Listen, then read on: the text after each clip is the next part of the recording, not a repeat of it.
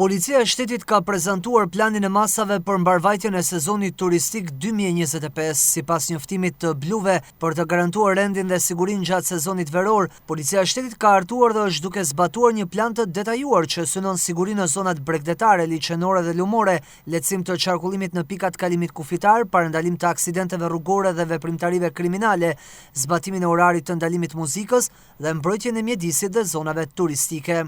Ndryshe nga viti i kaluar, këtë vit shërbimi 12 orësh do të aplikohet vetëm për zonat bregdetare. Në ndihmë të policive vendore do dërgohen shërbime shtesë që do të kompensohen sipas legjislacionit përkatës. Në funksion të planit janë vënë në dispozicion 10 automjete dhe motomjete për rritjen e gatishmërisë dhe reagimit të shpejtë, punonjës policie me biçikleta që patrullojnë në plazhe, përforcimin e policimit komunitar dhe për t'i ofruar ndihmë pushuesve, njësia policore detare për kontrollin dhe ndoshkimin e lundrimeve të rrezikshme brenda zonave të ndaluara, dronë që do përdoren për kontroll të perimetrit të sigurisë në plazhe dhe për evidentim e ndëshkim të shkeljeve rrugore, thuhet në njoftim. Gjithashtu, policia kufitare ka marrë masa për shtim të sporteleve dhe burimeve njerëzore në pikat kufitare, me qëllim menaxhimin e fluksit. Policia e shtetit nënvizon faktin se do të ketë shtim të kontrollit në kufirin e gjelbër dhe atë blu për të parandaluar krimin kufitar dhe kalimet e paligjshme. Policia rrugore me pajisjet inteligjente, dronët dhe alkool testuesi do të jetë 24 orë në 7 ditë të javës në akset kombëtare dhe qendrat e banuara. Njëkohësisht janë shtuar patrullat në zona turistike për parandalim të aksidenteve dhe garantim të lëvizjes së lirë. Nga 16 qershori deri me 15 shtator do të kufizohet qarkullimi mjeteve të rënda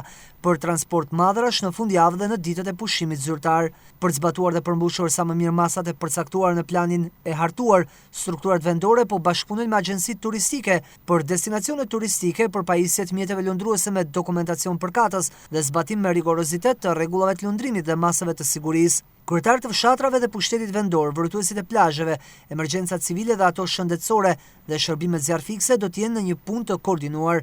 Ndërkohë nga shërbimet e policisë po vjen operacioni Plazhi i Lirë për lirim të hapësirave bregdetare të zaptuara në mënyrë të paligjshme.